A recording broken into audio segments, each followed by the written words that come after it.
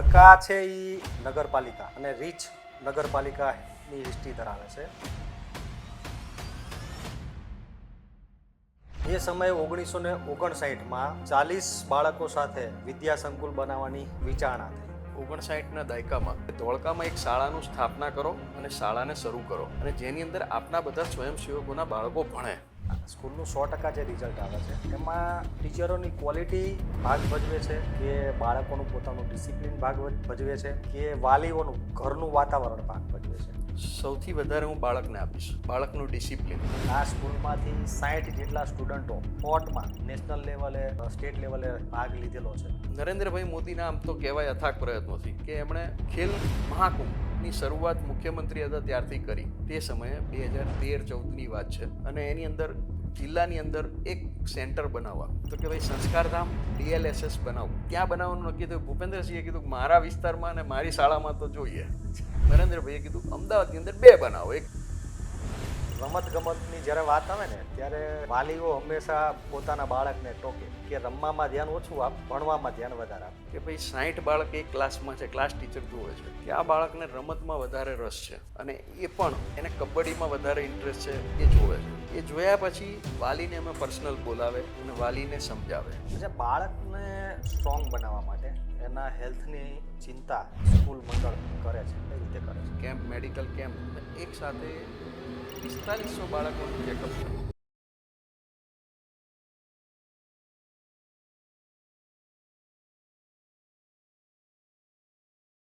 ઓગણીસો 59માં 40 બાળકોથી શરૂ થયેલી શાળા આજે 4800 બાળકો સાથેનું મોટું વટવૃક્ષ બનાવીને બેઠું છે. પરંતુ આ જર્નીની સૌથી મોટી વાત આ નંબર નથી. સૌથી મોટી વાત એ છે કે આ શાળા ફક્ત બાળકોને ભણાવતી નથી પરંતુ આખા સમાજને આગળ કઈ રીતે લઈ જવું એના માટે મહેનત કરે છે. 1959થી શરૂ થયેલા આ સંકુલમાં એજ્યુકેશન છે, સ્પોર્ટ્સ છે અને કલ્ચર છે અને એવા અનેક પ્રસંગો છે જે તમે આજે પહેલી વાર સાંભળશો.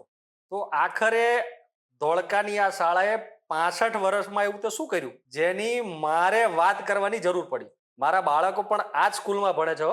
તો ચાલો જાણીએ કે એવું તે આ સ્કૂલે શું કર્યું કે મારે આ શો કરવા માટે અહીંયા આવવું પડ્યું.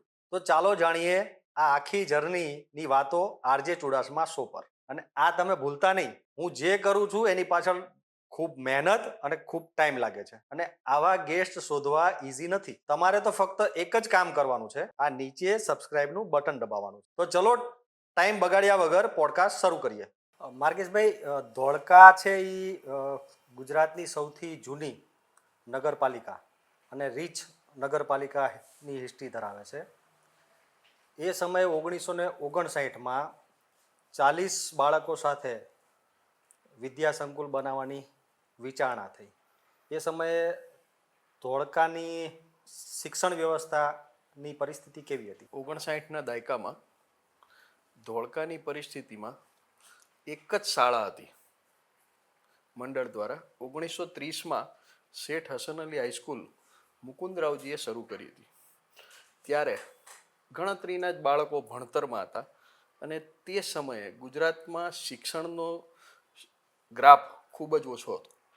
ત્યારે રાષ્ટ્રીય સ્વયંસેવક સંઘ એ સમયે ખૂબ જ સક્રિય અને મોટું સેન્ટર ધોળકામાં હતું. ધોળકામાં મોટા પ્રમાણમાં સ્વયંસેવકો હતા અને સ્વયંસેવકો હોવાથી ધોળકાની અંદર પ્રચારકોનું અવર જવર વધે રાષ્ટ્રીય સ્વયંસેવક સંઘના. ત્યારે વરિષ્ઠ પ્રચારક અનંતરાવજી કાળે અને શાંતિભાઈ ડરુ 2 વ્યક્તિઓની અવર જવર હતી અને તેમના મનમાં વિચાર આવ્યો કે આપણે એક વિદ્યાભારતીની સ્થાપના થાય અને વિદ્યાભારતીની અંદર ધોળકાની અંદર એક શાળા બને અને એ શાળાની અંદર આપણા સ્વયંસેવકોના બાળકો ભણે અને એમને સંસ્કાર સાથેનું સિંચન થાય, સનાતન ધર્મનો વિકાસ થાય. એવા વિચાર એમનામાં અંદર પવિત્ર વિચાર આવ્યો અને એ વિચાર જેઓએ તે બંને સ્વયં પ્રચારકોએ આવી અને તે સમયના અમારા વડીલ બધાના કે દેવેન્દ્રભાઈ ઓઝા જે હાઈકોર્ટના મોટા વકીલ હતા તેમને વાત કરી. તે પણ RSSના સ્વયંસેવક હતા રમણભાઈ મોદી, તે પણ મારા દાદા, એ પણ પ્રચારક હતા, સ્વયંસેવક હતા. કાંતિભાઈ કાપડિયા, પછી વાલજીભાઈ મિસ્ત્રી, એ બધા વેપારી હતા. ચંદુભાઈ કાછિયા પટેલ, આ રીતના ભાનુભાઈ પટેલ, આ બધા સ્વયંસેવકોને ભેગા કર્યા અને અનંતરાવજી કાળે આ વિચાર મૂક્યો કે ધોળકામાં એક શાળાનું સ્થાપના કરો અને શાળાને શરૂ કરો, અને જેની અંદર આપના બધા સ્વયંસેવકોના બાળકો ભણે અને સારા સંસ્કાર મળે, તમે સંચાલન કરો. 1958-59ની અંદર બધા સ્વયંસેવકોએ ભેગા થઈ અને પ્રમુખ તરીકે દેવેન્દ્રભાઈ ઓઝાને બનાવ્યા અને ઉપપ્રમુખ તરીકે રમણભાઈ મોદીને બનાવ્યા, અને તુરંત શરૂઆત કરવામાં આવી. વિદ્યા પ્રચાર મંડળની સ્થાપના થઈ. વિદ્યા પ્રચાર મંડળ કાછિયા પટેલની વાડી 4 શેરી ખારાકુવામાં 2 રૂમોની અંદર શરૂઆત કરવામાં આવી. ત્યારે 40 બાળકોથી શરૂઆત થઈ.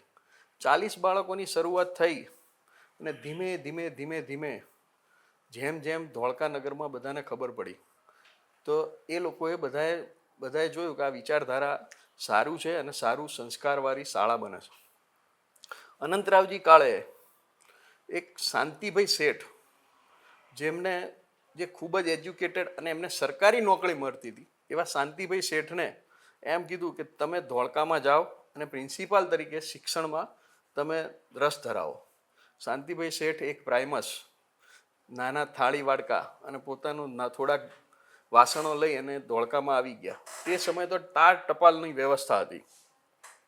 ટપાલ મૂક્યો કે ભાઈ શાંતિભાઈ શેઠને ધોળકામાં પ્રિન્સિપાલ તરીકે શાળામાં મૂકવાના છે. શાંતિભાઈ શેઠ એ ટાઈમે આવે, પેલો ટપાલ આવે એ પહેલાં શાંતિભાઈ આવી ગયા હતા. કોઈને ખબર જ નથી કે શાંતિભાઈ કોણ છે, શું છે. શાંતિભાઈને કીધું કે ભાઈ તમારે દેવેન્દ્રભાઈને મળવાનું છે, અને રમણભાઈને કે કાંતિભાઈ, આટલા 3-4 નામ આપ્યા કે અમને મળજો. શાંતિભાઈ આવ્યા, એમને મળ્યા અને કીધું મારે પ્રિન્સિપાલ તરીકે અહીંયા મને આદેશ છે કે મારે અહીંયા કામ કરવાનું છે. કોઈએ નિસંકોચ બધાએ શાંતિભાઈનું સ્વાગત કરી અને શાંતિભાઈને પ્રિન્સિપાલ તરીકે, શાળાના પહેલા પ્રિન્સિપાલ તરીકે મૂક્યા. ત્યારે નળિયાવાળું મકાન, જર્જરિત મકાન, અને એની અંદર શાંતિભાઈને ઘર્ષણ કે ભાઈ આમાં કેવી રીતે હું બાળકોને ભણાવીશ.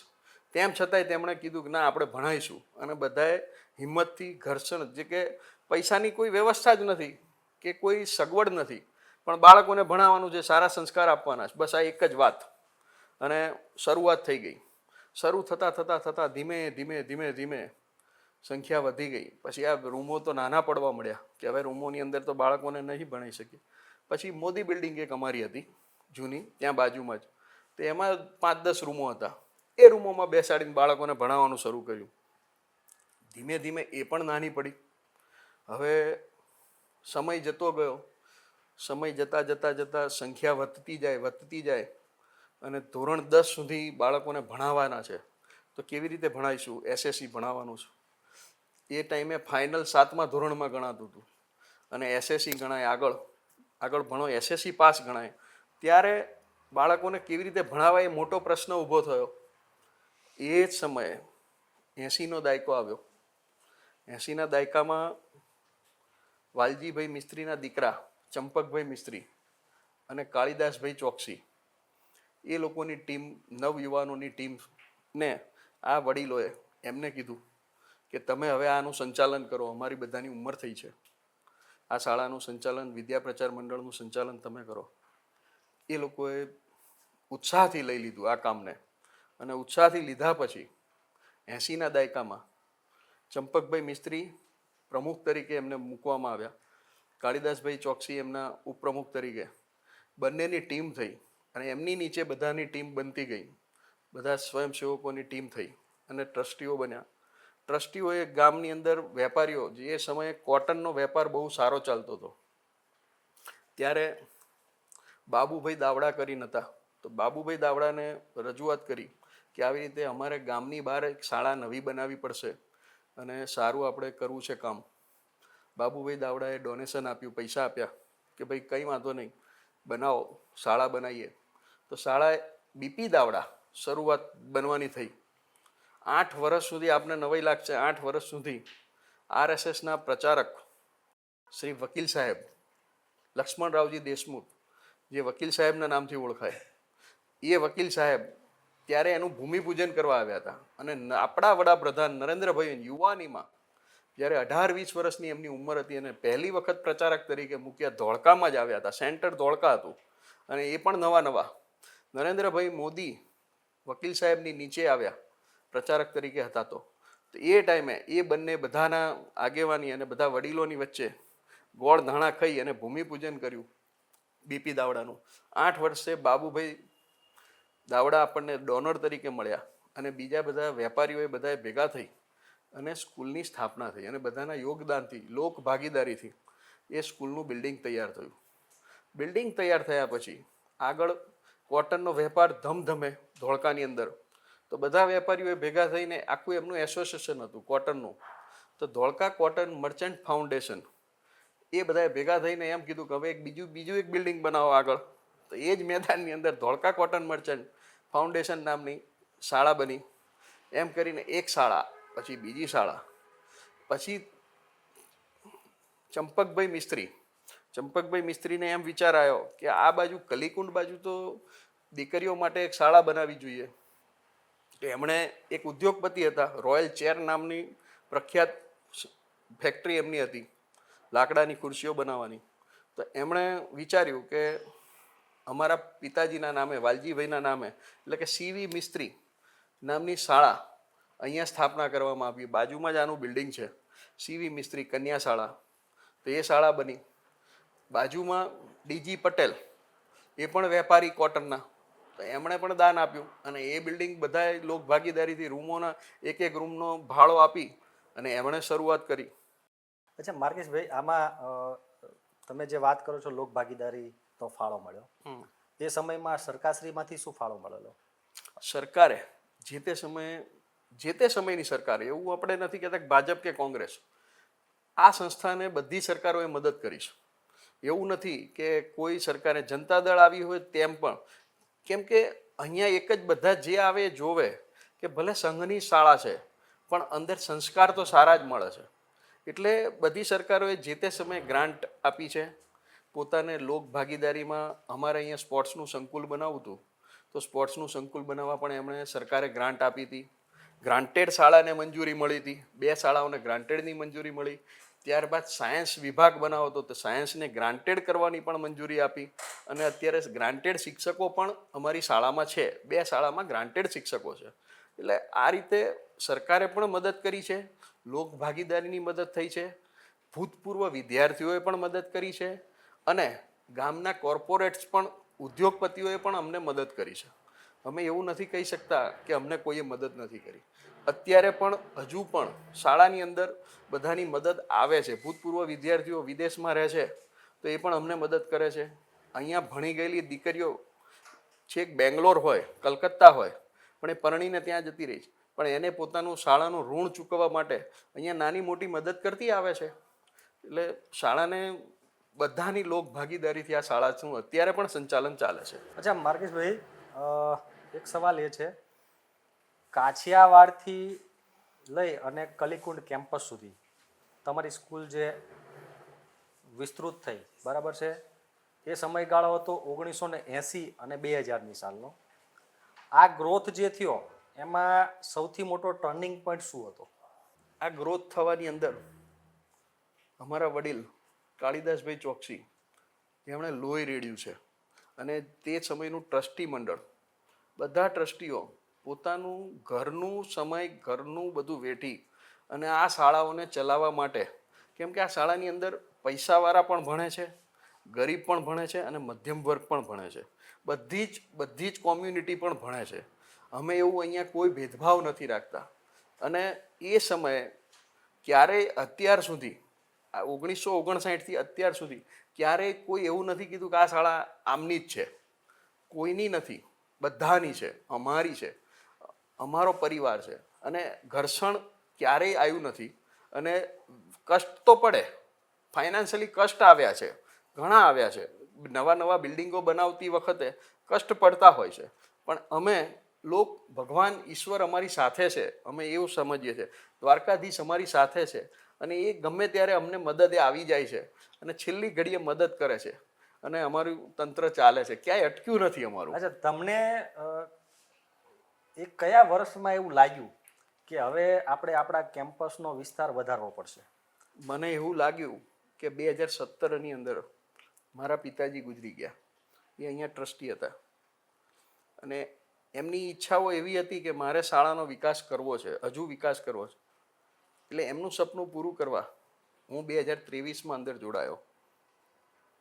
ત્યારથી મને એવું લાગે છે કે હજુ મને ખૂટે છે, હજુ ઘણું ખૂટે છે અને મારે ઘણું કરવું છે, સંસ્થાને ઘણું કરવું છે. અમારું ટ્રસ્ટી મંડળ અરુણભાઈ ઓઝા, જે હાઈકોર્ટના સિનિયર એડવોકેટ છે અને સરકારના પીપી વકીલ તરીકે, સરકારી વકીલ તરીકે, અને અત્યારે પણ આપણું ગુજરાત સરકારનું એજ્યુકેશન ડિપાર્ટમેન્ટના એ વકીલ છે. ધોળકાની અંદર, ધોળકા એવી એક સેન્ટર છે કે જ્યારથી ગુજરાતની સ્થાપના થઈ ત્યારથી સરકારની અંદર વકીલ તરીકે ધોળકાના જ વકીલ હોય. એક નવાઈની વસ્તુ છે, એ અમને ખબર નથી કેવી રીતે થયું છે કે જ્યારથી ધોળકા ગુજરાતની સ્થાપના થઈ 1961થી હરીશચંદ્રભાઈ પટેલ, વિજયભાઈ પટેલ, એ પણ ધોળકાના, હરીશચંદ્રભાઈ એમના પિતાજી, એ પણ ધોળકાના, અને 1998થી અમારા અરુણભાઈ ઓઝા, જે દેવેન્દ્રભાઈ ઓઝા હતા એમના દીકરા છે, અત્યારે એમની ઉંમર છે 76 યર્સ, તેમ પણ એ પણ આ સ્કૂલના વિદ્યાર્થી છે. એટલે સ્કૂલના બધા મેક્સિમમ ટ્રસ્ટી મંડળની અંદર વિદ્યાર્થીઓ પણ છે, સ્કૂલના જ વિદ્યાર્થીઓ, અને પોતાનું ઋણ ચૂકવે છે. અમે બધા, હું પણ વિદ્યાર્થી છું આ શાળાનો, બધા જ વિદ્યાર્થીઓ. અને આપને નવાઈ લાગશે કે અંદર શાળાની અંદર પ્રિન્સિપાલ છે એ પણ શાળાના વિદ્યાર્થી છે. અચ્છા, તમે આજે વાત કરો છો ભૂતપૂર્વ વિદ્યાર્થીઓની, બરાબર છે માર્ગેશભાઈ? આટલું મોટું વિશાળ સંકુલ છે તમારી શાળાનું, એવા ઘણા વિદ્યાર્થીઓ હશે ભૂતપૂર્વ કે જેને બહુ સારી એવી સિદ્ધિઓ પ્રાપ્ત કરી હશે, એના માટે તમે શું કહી શકો? સારા વિદ્યાર્થીઓમાં આ શાળાએ રાજકારણી સારા આપ્યા છે, આ શાળાએ ઉદ્યોગપતિ સારા આપ્યા છે, આ શાળાએ એન્જિનિયર સારા આપ્યા છે, આ શાળાએ વકીલ સારા આપ્યા છે, આ શાળાએ નામચીન વકીલ, આઈએસ ઓફિસરો એ પણ શાળાએ આપ્યા છે. એટલે શાળાએ, દાખલા તરીકે આપને હું રાજકીય રીતે વાત કરું તો ભૂપેન્દ્રસિંહ ચુડાસમા, જે સિનિયર, ભાજપના સિનિયર નેતા તરીકે ગણાય, અને એક એવું કહી શકીએ આપણે કે શિક્ષણ મંત્રી, આપણા કેબિનેટ શિક્ષણ મંત્રી, જેમણે આખા ગુજરાતની અંદર 45 વર્ષ રાજકારણ કર્યું અને સારા હોદ્દા ઉપર, નર્મદા નિગમના ચેરમેન રહી ચૂકેલા, આયોજન પંચના ઉપાધ્યક્ષ રહી ચૂકેલા એવા વ્યક્તિ એ પણ આ શાળાના વિદ્યાર્થી છે. જેઓ 65ની સાલમાં અહીંયા વિદ્યાર્થી હતા, ત્યારબાદ તેઓ અહીંયા શિક્ષક તરીકે રહ્યા, અને શિક્ષક પછી ભૂપેન્દ્રસિંહ ચુડાસમા સાહેબને જ અહીંના ટ્રસ્ટી મંડળે બધાએ ભેગા થઈને પ્રમોટ કર્યા અને ભાજપની અંદર જનસંઘમાં જોડાયા, અને પછી ભૂપેન્દ્રસિંહની રાજકીય કારકિર્દી શાળાથી શરૂઆત થઈ છે એવું અમે કહી શકીએ છીએ. અને તે સમયે બધા વડીલોએ ભેગા થઈને, અમારા ધોળકાના બધા વડીલોએ ભેગા થઈ ભૂપેન્દ્રસિંહને કેબિનેટ મંત્રી સુધી પહોંચાડ્યા છે. એ પણ શાળાએ જ કર્યું છે. એ જ રીતે ગોવિંદભાઈ ચૌહાણ, તે બાવળાના ધારાસભ્ય રહી ચૂક્યા હતા, શાળાના પ્રિન્સિપાલ હતા અને એમને આપણે રાખ્યા હતા. એ જ રીતે કનુભાઈ પટેલ છે, તે અત્યારે અમેરિકાની અંદર મોટા ઉદ્યોગપતિ છે કે જેમની અંદર હજારો, ને એમની ફેક્ટરીમાં હજારો કર્મચારીઓ નોકરી કરે છે. એ જ રીતે મકરંદભાઈ ચૌહાણ, એ મકરંદભાઈ અત્યારે આઈપીએસ અધિકારી છે ગુજરાતના. આવા અનેક વ્યક્તિઓ, અનેક લોકો, મોટા ચિત્રકાર છે હિંમતભાઈ, એ પણ અહીંયાના છે, ધોળકાના છે. અરુણભાઈ ઓઝા તો ભાઈ સરકારના પીપી વકીલ અને અમદાવાદ શિવાનંદ આશ્રમ એના પ્રમુખ, મોટા હોદ્દા ઉપર, મોટા સિનિયર વ્યક્તિ, એ બધા શાળાના છે. શાળામાં ભણીને એ બધા આગળ વધ્યા છે. એટલે અત્યારે પણ સમયાંતરે બધા આવતા જતા હોય અને શાળાનું ઋણ ચૂકવે છે. માર્કેશભાઈ, સાયન્સ ફેકલ્ટી ચાલુ કરવાનો ઉદ્દેશ શું હતો, અને લેબ અને એની સુવિધાઓ શું શું આપણે પ્રોવાઈડ કરીએ છીએ? 2007-08ની અંદર અમારા વડીલ કાળીદાસભાઈ ચોકસીને એક વિચાર આવ્યો કે ધોળકાની અંદર એક જ શાળાની અંદર સાયન્સ ફેકલ્ટી હતી અને બાકી એક ક્લાસ ભરાઈ જાય એક શાળામાં, પછી બાળકોને અમદાવાદ ભણવા જવું પડતું હતું. ત્યારે કાળીદાસભાઈના દીર્ઘ દ્રષ્ટિથી શાળાની અંદર સાયન્સ ફેકલ્ટી શરૂ કરવામાં આવી. કાળીદાસભાઈ અને નારાયણભાઈ પટેલ જે અત્યારે ગુજરી ગયા છે, બંને વડીલો જે માર્ગદર્શક હતા, એ લોકોએ બંને ભેગા થઈ પછી એ બંને નારાયણભાઈએ તો એમ કીધું કે મારા ફાધરનું DN પટેલ શાળાનું નામ રાખો, હું તમને દાન આપીશ, પણ તમે ગમે તેમ કરી, અમદાવાદના બિલ્ડર હતા અને મૂળ નાની બોરુના છે, એમણે એમ વિચાર્યું કે મારે સાયન્સ ફેકલ્ટીની અંદર ચાલુ કરો તમે. અને કાળીદાસભાઈના સ્વપ્નથી એ શરૂ થયું. શરૂ થતાં અમે સારામાં સારા શિક્ષકો લાવ્યા અને શિક્ષકો લાવતા અને શાળાની સંખ્યા સાયન્સમાં ફૂલ થઈ ગઈ. પછી વિચાર આવ્યો કે સાલું આ શિક્ષકોનો પગાર તો બહુ થાય છે, પોસાતો નથી, આપણને શાળા નુકસાન કરે છે, તો શું વિચારવું? ત્યારે ભૂપેન્દ્રસિંહ ચુડાસમા સાહેબે એવું વિચાર્યું. ત્યારે એ શિક્ષણ મંત્રી હતા.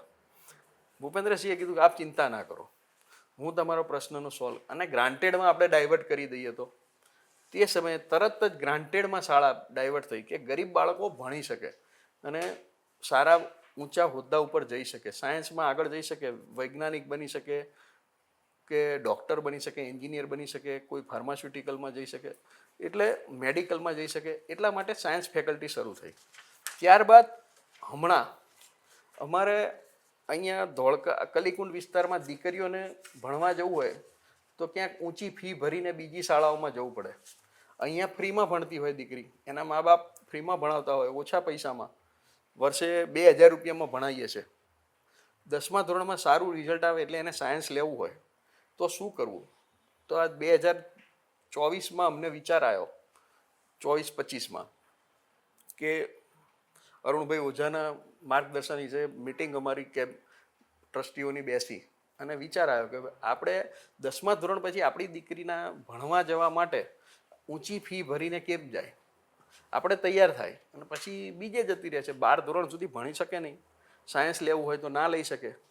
તો આપણે ઓછી ફીવાળી વસ્તુ કરી અને અહીંયા કલીકુંડ સંકુલમાં જ નવી શાળાની શરૂઆત કરી અને સાયન્સ ફેકલ્ટી શરૂ કરી.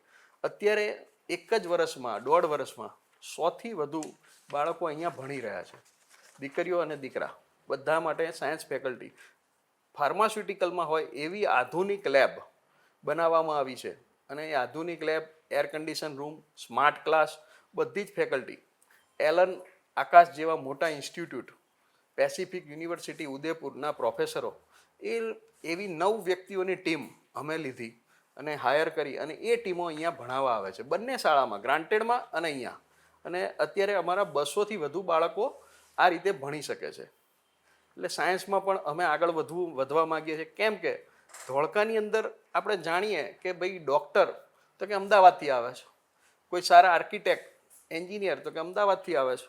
તો એવું કેમ થાય? ધોળકાનો જ બાળક ધોળકાને સેવા કેમ ના આપે? આવા એક પવિત્ર વિચારથી અમે આ સાયન્સ ફેકલ્ટી શરૂ કરી છે. અચ્છા માર્કેશભાઈ, શ્રી વિદ્યા પ્રચાર મંડળ ધોળકાની સ્થાપના થઈ. તમે જે વાત કરો છો કે ધીરે ધીરે સ્કૂલનો, શાળા સંકુલનો, કેમ્પસનો વિકાસ થયો, બરાબર છે, અને એ પછી HSC બોર્ડમાં 100% રિઝલ્ટ તમે આપો છો. SSCમાં 97%નું તમારું રિઝલ્ટ આવે છે, બરાબર? તો આ જે રિઝલ્ટના આંકડા જે આવે છે કે નહીં, એ કઈ રીતે આટલા સ્ટ્રોંગ આવે છે? આનો શ્રેય મારા બાળકોને જાય છે અને મારા શિક્ષકો અને મારા વાલી એમને જાય છે. કેમ કે આખું વર્ષ જ્યારે પણ SSC અને HSCની પરીક્ષા આવવાની હોય, જ્યારે બાળક 10મા ધોરણમાં આવે છે, ત્યારે અમે એક એવો પર્પસ સાથે અત્યારે ચાલીએ છીએ કે બાળકનો પાયો પાકો થવો જોઈએ. એટલે શિશુ મંદિરથી અમે વિચારીએ કે આ બાળક હોશિયાર જ થવા જોઈએ અને ભણવામાં તો સારું જ રિઝલ્ટ આવવું જોઈએ. એટલે શિશુ મંદિરથી 1થી 4, 5થી 8, 9થી 12, તો 9થી 10માં આવે બાળક, ત્યારે એની પાછળ અમારા વિષય વાઇઝ શિક્ષકો, ગ્રાન્ટેડ શિક્ષકો છે, પણ એ મારો પરિવાર છે, હું એવું માનું છું. એ શિક્ષકો પોતાનું લોહી રેડી દે છે 10મા ધોરણના બાળક પાછળ. કે બાળકને શરૂઆતથી વાલી મિટિંગ થાય. વાલી મિટિંગની અંદર 3થી 4 વાલી મિટિંગ વર્ષમાં કરીએ છીએ અમે. 3 મિટિંગ તો થાય ને થાય. વાલી મિટિંગની અંદર બાળકના વાલીને પણ સૂચના આપવામાં આવે અમારા ત્યાંથી, શાળામાંથી, કે હવે તમારા કોઈ પણ જાતના લગ્ન પ્રસંગ ક્યાંય પણ બહાર ફરવાનું ઓછું કરી દેજો. વાલી પણ ઓછું કરો અને બાળક પણ ઓછું કરે. એ રીતનું વાલીને સૂચન કરીએ અને વાલીઓ માને છે કે ભાઈ બાળકનું 10મું છે તો ભણતર ઉપર ધ્યાન આપીએ, 1 વર્ષ સાચવી લઈએ એમ. અને પછી વાલીને પછી જ્યારે પરીક્ષા શરૂ થાય, નાની નાની ટેસ્ટ આપવાનું થાય, પહેલી પરીક્ષા, બીજી પરીક્ષા, ત્યારે બાળક કયા વિષયમાં નબળું છે એ અમારા શિક્ષક ધ્યાન આપે. અને પછી પ્રિન્સિપાલ શ્રી એવું ધ્યાન આપે કે ભાઈ 10મા ધોરણમાં 60 બાળક છે એક ક્લાસમાં, તો 60 બાળકમાંથી 10 બાળક ગણિત કે વિજ્ઞાનમાં ઓછા માર્ક આવે છે આના, તો એના શિક્ષકને કહી દેવાનું કે આ બાળક પાછળ તમારે પર્સનલ ધ્યાન આપવાનું છે. અને એ બાળક પાછળ એ લોકો પર્સનલ ધ્યાન આપે.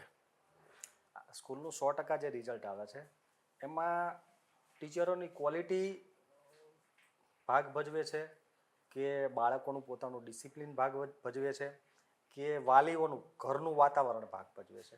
આમાં તમે ત્રણેયની કમ્પેરિઝન કરવા જાઓ તો તમે શ્રેય ત્રણમાંથી સૌથી વધારે કોને આપો? સૌથી વધારે હું બાળકને આપીશ. બાળકનું ડિસિપ્લિન, જે અમે બાળપણથી એને ડિસિપ્લિન આપ્યું છે, એને સંસ્કાર આપ્યા છે, એના સંસ્કાર એને કામ કરે છે, એની માઇન્ડ, એનું મગજનું ડેવલપમેન્ટ કામ કરે છે. અમે એવું નથી કહેતા કે બધાય બાળકનો પહેલો નંબર આવે, પણ બધા બાળકની અંદર કંઈક હુનર હોય છે. અને અમારા ત્યાં અમારા શિક્ષક એની અંદર કયું હુનર છે એ હુનર મુજબ એના વાલીને સૂચન કરે કે આ બાળકને આ દિશામાં લઈ જાઓ, તો એ દિશામાં જાય તો એનો હુનર વિકાસ થાય. અને એ રીતે અમે વિકાસ કરીએ છીએ. અચ્છા, જે તમે આ હુનરની વાત કરો છો, બરાબર છે, તો એવું પણ સ્કૂલમાં આવ્યા પછી આજ મેં જોયું અને સાંભળ્યું કે આ સ્કૂલમાંથી 60 જેટલા સ્ટુડન્ટો સ્પોર્ટમાં નેશનલ લેવલે, સ્ટેટ લેવલે ભાગ લીધેલો છે. એમાં શું છે? અહીંયા અમારા ત્યાં ગ્રામ્ય બાળક છે. ગામડાનું બાળક પહેલેથી સ્વસ્થ હોય, સારું હોય, એનામાં રોગ પ્રતિકારક શક્તિ પણ વધારે હોય.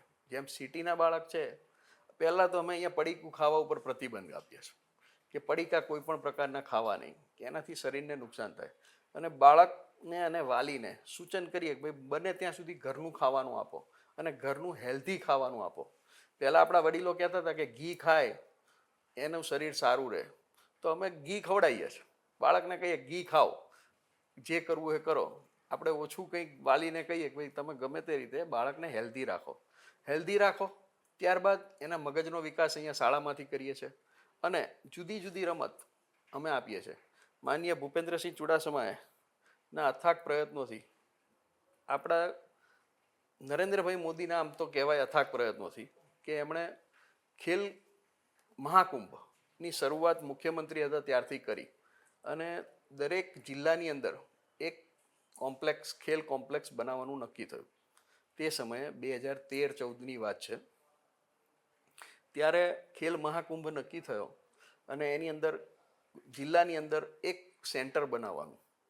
તો કે ભાઈ સંસ્કારધામ બનાવવાનું નક્કી થયું કે સંસ્કારધામની અંદર DLSS બનાવવું, ડિસ્ટ્રિક્ટ સ્પોર્ટ્સ કોમ્પ્લેક્સ. તો ત્યાં બનાવવાનું નક્કી થયું. ભૂપેન્દ્રસિંહે કીધું કે મારા વિસ્તારમાં અને મારી શાળામાં તો જોઈએ. એ નરેન્દ્રભાઈને રિક્વેસ્ટ કરી. નરેન્દ્રભાઈએ કીધું અમદાવાદની અંદર 2 બનાવો, એક ગ્રામ્ય અને એક સિટી. એમ કરીને 2 બનાવો કે. અને અમને આપ્યું, મંજૂર કર્યું, અમારી હુનર જોયું અને મુખ્યમંત્રીએ સ્પેશિયલ મંજૂર કર્યું એ ટાઈમે અને DLSS થયું. DLSSએ ગ્રામ્યની જ રમતો આપી, કબડ્ડી, કુસ્તી અને જુડો. આ 3 રમત અમને આપી. તો આ 3 રમતની અંદર અમારા બાળકોને સારા કોચ મળ્યા, સારા ટ્રેનર મળ્યા અને અથાક મહેનત કરાઈ.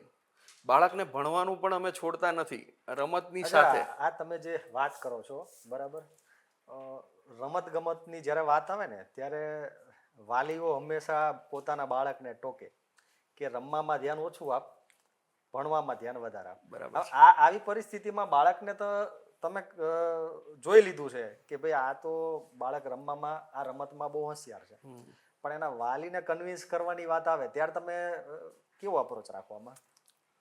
એમાં અમે છે ને, અમારા શિક્ષક જોવે કે ભાઈ 60 બાળક એક ક્લાસમાં છે, ક્લાસ ટીચર જોવે છે કે આ બાળકને રમતમાં વધારે રસ છે અને એ પણ એને કબડ્ડીમાં વધારે ઇન્ટરેસ્ટ છે કે એકલી કુસ્તીમાં ઇન્ટરેસ્ટ છે, એ જોવે છે.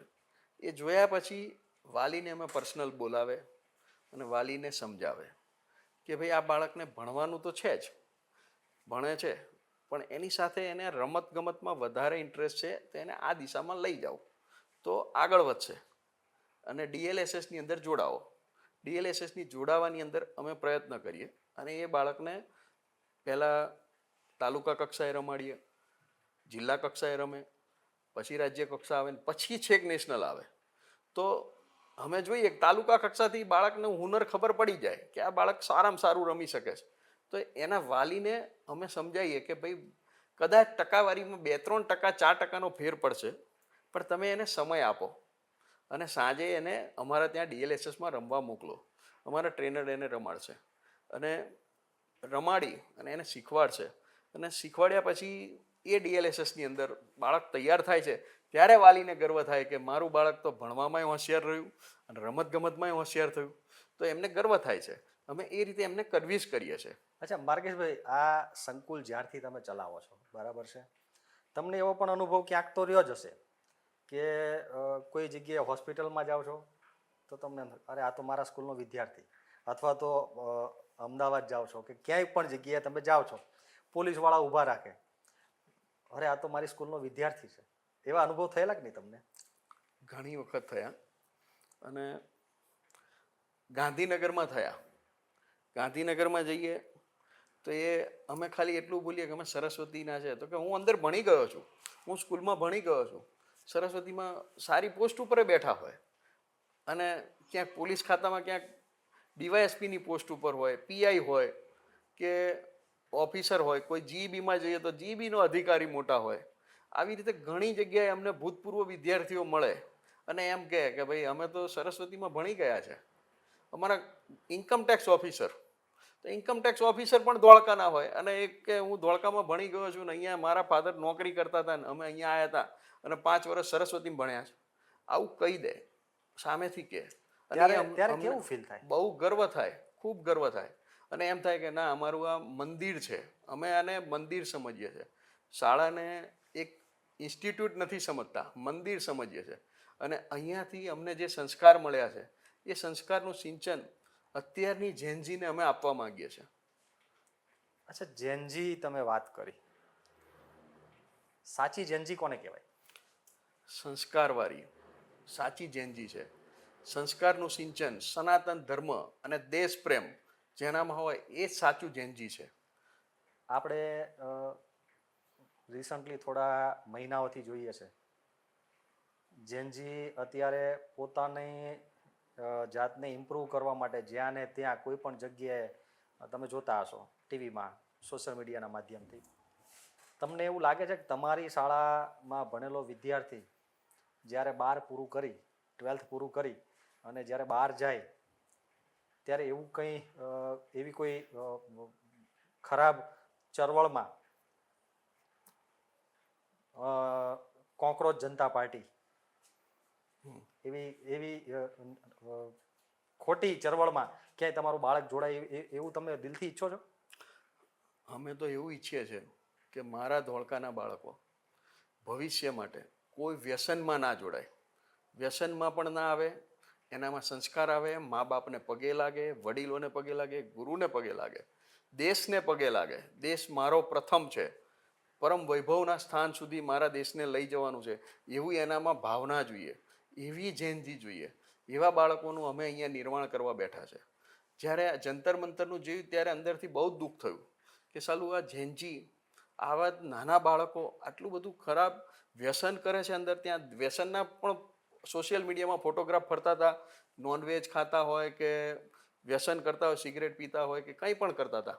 એ ખોટું થઈ રહ્યું છે. એ બાળકો અહીંયા ના થાય, મારા ધોળકાના બાળકો એવી ખોટી આવડત ના કરે. આવતા 10 વર્ષોમાં આ બાળક સિનિયર વ્યક્તિ બનવાના છે, સારા પોસ્ટ ઉપર જવાના છે, તો એના સંસ્કાર સારા મળે એ સિંચન માટે અમે આ સંસ્થા ચલાવીએ છીએ કે નહીં કે આપણે કોઈ ઇન્સ્ટિટ્યૂટ કમાવા માટે બેઠા છે. અહીંયા કમાવાની કોઈ જગ્યા નથી અને હું પણ આનો માલિક નથી કે કોઈ મારા ટ્રસ્ટી મંડળના માલિક નથી. બધા જ અમે બધા એક પરિવારની જેમ અત્યારે 20-25 હજાર લોકોનું અમારું પરિવાર છે એ રીતે અમે કામ કરીએ છીએ. અચ્છા માર્ગેશભાઈ, શ્રી વિદ્યા પ્રચાર મંડળ ધોળકા દ્વારા તમે એક ટ્રસ્ટી તરીકે ધોળકાવાસી તો ઠીક છે, ગુજરાતની જનતાને શું મેસેજ આપવા માગશો? જંતર મંતરમાં જે દીકરીઓની ભાષા તમે સાંભળી, એવી ભાષા તમારા વિદ્યાર્થીઓ આગળ જતા ન બોલે, તમે શું સ્યોરિટી આપશો? હું ભગવાનને પ્રાર્થના કરું છું કે મારા ધોળકાના વિદ્યાર્થીઓ તો ક્યારેય નહીં બોલે અને એની ખાતરી આપું છું કે ધોળકા શહેરમાં સરસ્વતી વિદ્યાલયના ભણેલા બાળકો ક્યારેય આવું નહીં કરે, એ મને વિશ્વાસ છે.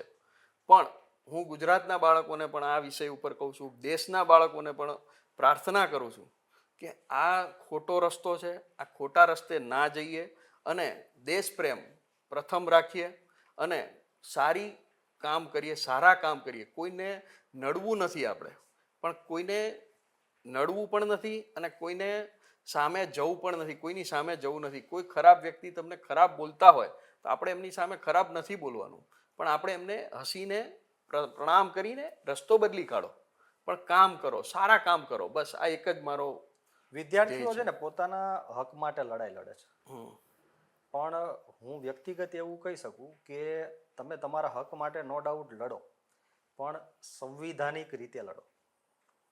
આપણે જે કંઈ અત્યારે જોઈએ છે બરાબર, ઝારખંડમાં પણ ચાલે છે વિદ્યાર્થીઓનું, ત્યાંનું વાતાવરણ અને જંતર મંતરનું વાતાવરણ બંનેનો ડિફરન્સ તમને ખબર પડી ગઈ હશે કે વિદ્યાર્થી કેવા હોવા જોઈએ. આ જે ગ્રાઉન્ડ લેવલનું જે સંસ્કાર કહેવાય, એ સંસ્કાર તમે કઈ રીતે આપો છો? ગ્રાઉન્ડ લેવલના આપણે સંસ્કારની વાત કરીએ, શિશુ મંદિરમાં બાળક આવે તો શિશુ મંદિરમાં બાળકને પહેલાં શિસ્ત શીખવાડીએ છીએ. નાના બાળક છે તેમને બૂટ ચંપલ ક્યાં કાઢવા એ શીખવાડવું, પોતાના લાઇનસર ગોઠવવા. ત્યારબાદ ક્લાસરૂમમાં આવતા પહેલાં એ બાળક સરસ્વતી માતાને પગે લાગે, તિલક ચાંદલો કર્યો છે, ગુરુને પગે લાગે. આ સંસ્કાર અમારે નાના બાળકને આપવાના છે. ત્યારથી શરૂઆત થાય. પછી લંચ બોક્સ સાથે બેસીને જમતા હશે, આપ જોયું હશે આપે કે બાળક સાથે બેસીને જમે તો જે બાળક નથી ખાતું એને અમારા શિક્ષક ખવડાવતા હશે. તે પ્રેમ આપવાનો છે, પ્રેમથી કરવાનું છે. અને બાળક ક્યારેય અમારા ત્યાં અમે એક કોન્સેપ્ટથી શિશુ મંદિર શરૂ કર્યું હતું. ગયા 1 વર્ષ પહેલાં નવું એક શિશુ મંદિર શરૂ કર્યું કે જ્યારે શરૂઆતમાં બાળકને ભણવા મૂકે ને મા બાપ, ત્યારે રોવે, સ્કૂલે નથી જવું, રોતા બાળક આવે. પણ અમારા ત્યાં એ બાળક હસતું આવે છે અને સ્કૂલેથી જતી વખતે રોવે છે. કોન્સેપ્ટ બદલી કાઢ્યો છે. આવે ત્યારે હસતું દોડતા સ્કૂલમાં આવે, જ્યારે વેકેશન પડે ને ત્યારે છોકરું ઘરે બાળક રોવે છે કે મારે સ્કૂલે જવું છે એમ કે છે. અચ્છા, આ વાતાવરણ જે તમે કહો છો ઘર જેવું વાતાવરણ, આ વાતાવરણ ઊભું કરવા માટે માર્ગેશભાઈએ અથવા તો ટ્રસ્ટી મંડળે કેટલો ભોગ આપ્યો? માર્ગેશભાઈ એકલા નથી, આપને પહેલાં કહી દઉં છું. માર્ગેશભાઈ તો એક ખાલી નામ છે. મારી પાછળ મારા પરિવારના 20,000 લોકો છે. મારા વાલીઓ છે, મારા બાળકો છે, મારા શિક્ષકો છે અને એનાથી વિશેષ મારું ટ્રસ્ટી મંડળ. સૌથી નાનો હું છું ટ્રસ્ટીમાં, સૌથી વડીલ મારા અરુણભાઈ ઓઝા છે, પ્રમુખ છે. પણ એ બધાએ મારી ઉપર અથાગ વિશ્વાસ રાખ્યો છે અને મને ખાલી સંચાલન માટે બેસાડ્યો છે એવું સમજો. પણ હું મારી પરમ નિષ્ઠાથી હું આ કામ કરું છું અને ધોળકા માટે કામ કરું છું અને ધોળકાને ઉજ્જવળ ભવિષ્ય માટે કામ કરું છું.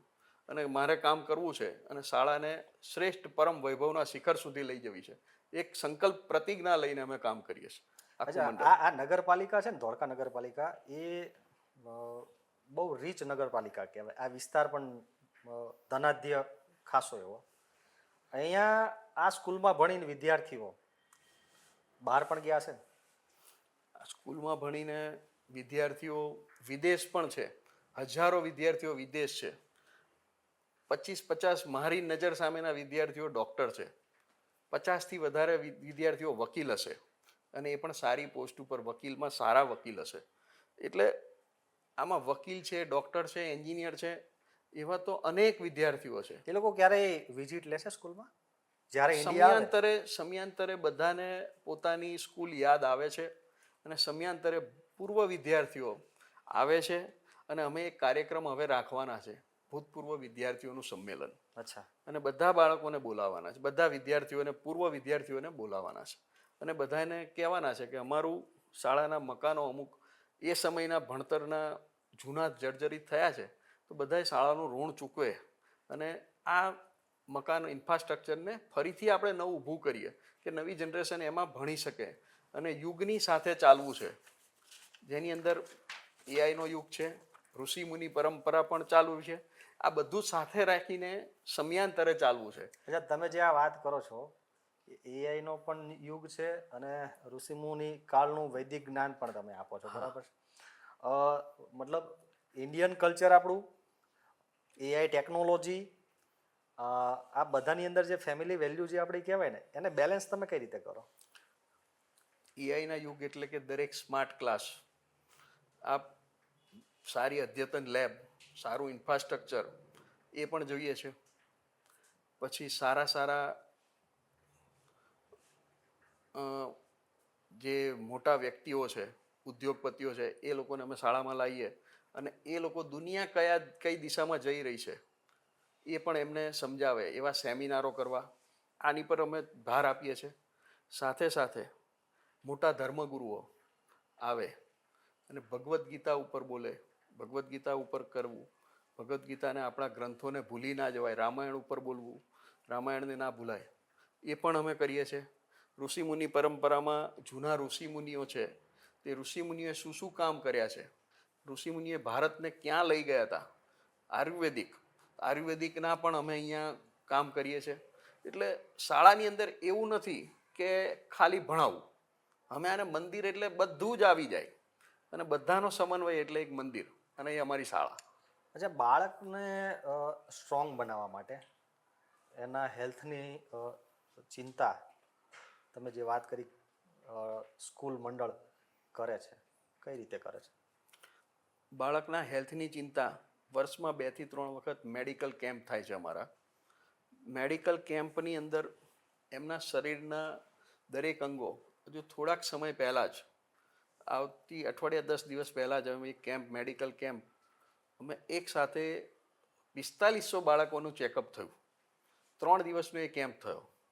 3 દિવસની અંદર બાળકની આંખો તપાસી, બાળકના દાંત તપાસ્યા અને બાળકોએ નિત્ય બ્રશ કઈ રીતે કરવું એ પણ અમે શીખવાડીએ છીએ. શિશુ મંદિરના બાળકને બ્રશ કરતા નથી આવડતું, એ બ્રશને ઘસતા હોય, ઉલ કઈ રીતે ઉતારવી એ પણ અહીંયા અમે શીખવાડવામાં આવે છે. નાની બાબત. પછી એમની આંખોની તપાસ થઈ. આ રીતે એમના શરીરના દરેક અંગોની અમે નાની તપાસ અને નિષ્ણાત ડૉક્ટરો દ્વારા કરવામાં આવે છે. માર્કેશભાઈ, પર્સનલી તમે આ ઇન્સ્ટિટ્યૂટ સાથે જોડાયા જ્યારથી, બરાબર, ત્યારે જ્યારે તમે જે દિવસે જોડાયા ત્યારે તમને પર્સનલી એવો કંઈક તમે ગોલ રાખ્યો હશે ને કે મારે આ મંડળને કોઈક એક લેવલ સુધી લઈ જવું છે, એ ગોલ શું છે? અમારો સંસ્થાનો ગોલ ઘટતો નથી, વધતો જ જાય છે. અચ્છા. ગોલ શરૂઆત થઈ ત્યારે અમને એમ થયું કે આપણા ત્યાં અંગ્રેજી માધ્યમ ઉપર ધ્યાન આપીએ, સાયન્સ વિભાગ ચાલુ કરીએ. ત્યારબાદ 8મા ધોરણ સુધી ગુજરાતી મીડિયમ ચાલતું હતું. 9મા ધોરણ આ વર્ષે અમે મંજૂરી લઈને ગુજરાતી મીડિયમ 9મું ધોરણ સ્ટાર્ટ કર્યું, નવી શાળા બનાવી, નવી શાળાની શરૂઆત થઈ. શિશુ મંદિરનું રિનોવેશન કર્યા. તો અત્યારે પણ હજુ એક નવું અહીંયા કલીકુંડમાં શિશુ મંદિર આધુનિક બનાવી રહ્યા છે. અમદાવાદ જિલ્લાના શ્રેષ્ઠ શિશુ મંદિરમાં ગણાય એવા શિશુ મંદિર બનાવી રહ્યા છે. ત્યારબાદ હવે હું આપને વિષય કહી રહ્યો છું કે કઈ રીતે અમારો ગોલ છે, શું છે. તો એની અંદર ગર્ભ સંસ્કાર કેન્દ્ર એવું છે કે માતા અને પિતાને જ્યારે દિવસે વિચાર આવે કે મારે બાળક રાખવું છે, ત્યારે આ સંસ્થાનો સંપર્ક કરે અને એમનું નામ નોંધાવે અને અહીંયા જોડાઈ જાય. ત્યારે નિષ્ણાત આયુર્વેદિક ડૉક્ટર અને ઋષિમુનિ પરંપરા મુજબ ગુજરાતનું શ્રેષ્ઠ ગર્ભ સંસ્કાર કેન્દ્ર અમે ધોળકામાં બનાવવા ઈચ્છી રહ્યા છે. અને અત્યારે અમે એનું સર્વે કરીએ છીએ, ગુજરાતને દેશમાં બધે ફરીએ છીએ અને એવું દેશી આખું કે સિઝેરિયન થાય જ નહીં, સિઝેરિયન ડિલિવરી થાય જ નહીં. અચ્છા, મતલબ નોર્મલ ડિલિવરી જ થાય અને બાળક ચારિત્ર્યવાળું બને. બાળકના ગર્ભની અંદર માતાએ શું ખાવાનું છે, શું પીવાનું છે, શું વાંચવાનું છે, આ બધાના ક્લાસ થાય અહીંયા. અને માતાને 9 મહિના દરમિયાન અને પિતાને પણ. અચ્છા, આ જે ચાર્જ તમે વાત કરી એ મતલબ ચાર્જેબલ છે આ જે ક્લાસ? હજુ એ નક્કી નથી થયું, પણ અમે અત્યારે ચિલ્ડ્રન યુનિવર્સિટી ગાંધીનગર સરકાર એ પણ આની ઉપર ભાર આપી રહ્યું છે. સરકાર પણ ભાર આપે છે, તો અમે એમની જોડે MOU કરવાના છીએ ચિલ્ડ્રન યુનિવર્સિટી સાથે. અને MOU સાથે અમે અહીંયા ગર્ભ સંસ્કાર કેન્દ્ર બનાવવાના છે. અને ગર્ભ સંસ્કાર ઓનલાઈન પણ થશે. દેશમાં કોઈ પણ ખૂણામાંથી એ વ્યક્તિ અહીંયા જોડાઈ શકશે, એ પરિવાર, અને અમારી સાથે રહેશે. અને અમે એમને શીખવાડીશું. અને એમને દવાઓ પણ એવી આપીશું આયુર્વેદિક. ડૉક્ટર બહેન રાખવાના છે, અને એ બહેન લેડીઝ ડૉક્ટર હશે, અને એમનું બહેનનું ધ્યાન આપશે. પર્સનલ 9 મહિના સુધીનું ધ્યાન આપી નોર્મલ ડિલિવરી જ્યાં કરે ત્યાં નોર્મલ થાય, એક એવા પ્રયત્ન સાથે. અને જ્યારે બાળકનો જન્મ થાય એ દિવસથી અમારી શાળામાં એનું એડમિશન થશે. આ એક ગોલ સાથે અમે ચાલીએ છીએ. જન્મ થાય ત્યારથી શાળામાં એનું એડમિશન, એ ગોલ સાથે અમે ગર્ભ સંસ્કાર કેન્દ્ર બનાવવા માંગીએ છીએ. ત્યારબાદ પર્યાવરણ માટે અત્યારથી આ વર્ષે વધારે ધોળકામાં પૂર આવ્યું, 20-25 ઇંચ વરસાદ પડ્યો, અને શાળાને નુકસાન થયું, ધોળકાને નુકસાન થયું, ઘણા લોકોને નુકસાન થયું. એની ઉપરથી વિચાર આવ્યો, અને સદભાવ વૃદ્ધાશ્રમ એ પણ એક સારું કામ કરે છે. એમનું અમે જોયું કે એ લોકો વૃક્ષો વાવે છે. તો આપણે પણ ધોળકાને હરિયાળું કેવી રીતે બનાવી શકીએ? તો ધોળકાને હરિયાળું બનાવવા માટે અમે અમારા 5000 બાળકોના જન્મદિવસ વાલીઓને આગ્રહ કરીને અહીંયાથી વૃક્ષ આપશું. અમારી વિદ્યા પ્રચાર મંડળની નેમ પ્લેટ સાથેના એક વૃક્ષ આપી, અને ગામની અંદર એમને ઘરના આંગણે કે પોતાના ખેતરમાં ક્યાંય પણ વૃક્ષ વાવે. અને દર વર્ષે 5000 વૃક્ષ મિનિમમ ઓછામાં ઓછા વાય અને પર્યાવરણને બચાવવા માટેનો એક પ્રયત્ન કરશું. 5 વર્ષમાં 25000 વૃક્ષનું સર્જન કરશું. અને વૃક્ષ મોટું ના થાય ત્યાં સુધી અમે એ બાળકના નામ સાથેનું વૃક્ષ આપશું, કે બાળકનું નામ પણ રહે. અચ્છા, નવું ઇન્ફ્રાસ્ટ્રક્ચર સરસ્વતી વિદ્યા સંકુલમાં ઊભું કરવા માટેનો કોઈ ગોલ? નવા 4 ઇન્ફ્રાસ્ટ્રક્ચર માટે, નવે 4 બિલ્ડિંગો જૂની છે અમારી, એ 80ના દાયકામાં વડીલોએ બનાવેલી છે. હવે થોડી જર્જરિત થઈ ગઈ છે. એટલે અમે અમારા પૂર્વ વિદ્યાર્થીઓનું સંમેલન કરવાના છીએ, અને પૂર્વ વિદ્યાર્થીઓને ભેગા થઈ અને લોક ભાગીદારીથી કોર્પોરેટ્સને જોડીશું. બધાને જોડી અને અમારા નવા બિલ્ડિંગ, આધુનિક બિલ્ડિંગ બને એવું એક આયોજન કરશું. અચ્છા, આગામી 20 વર્ષમાં આ સ્કૂલને તમે કઈ જગ્યાએ જોવો છો? આગામી 20 વર્ષની અંદર આ સ્કૂલના બાળકો પરમ વૈભવના શિખર સુધી, છેક ઉપર સુધી પહોંચી જશે, અને ધોળકા મારું સંસ્કારી બનશે. અત્યારની પેઢીને અમે જે તૈયાર કરીએ છીએ, આગામી 20 વર્ષમાં સંસ્કારી, ગુણવાન અને દેશભક્ત બનશે. પર્સનલી આ આખું સંકુલ જે ઊભું થયું, તમે વાત કરો છો કે તમારા ફાધર પણ આમાં ટ્રસ્ટી હતા, મતલબ તમે આ સ્કૂલમાં જ ભણેલા છો, અહીંયા જ મોટા થયેલા છો. પર્સનલી આ સંકુલ અત્યારે આટલું ડેવલપ થયું છે ધોળકાની અંદર, ધોળકા નગર પૂરતા નહીં, આજુબાજુના ગામડામાંથી પણ વિદ્યાર્થીઓ આવતા હશે, એમાં ગરીબ વિદ્યાર્થીઓ પણ હશે. સંચાલક મંડળ એવા ગરીબ વિદ્યાર્થીઓ માટે શું મહેનત કરે છે? સંચાલક મંડળ એક જ અત્યારથી મહેનત કરે છે કે ભવિષ્યમાં કોઈ ધોળકામાં ગરીબ ના રહે. એના માટે જ અત્યારે અમે મહેનત કરીએ છીએ કે બાળકને ભણાવીશું, એનામાં જ્ઞાન આવશે, એનામાં સંસ્કાર આવશે, તો એ ગરીબ નહીં રહે. કુદરતી એ પૈસા થઈ જશે, એની જોડે લક્ષ્મીજી આવશે જ. એનામાં સંસ્કાર હશે તો લક્ષ્મીજી આવવાના જ છે સાથે.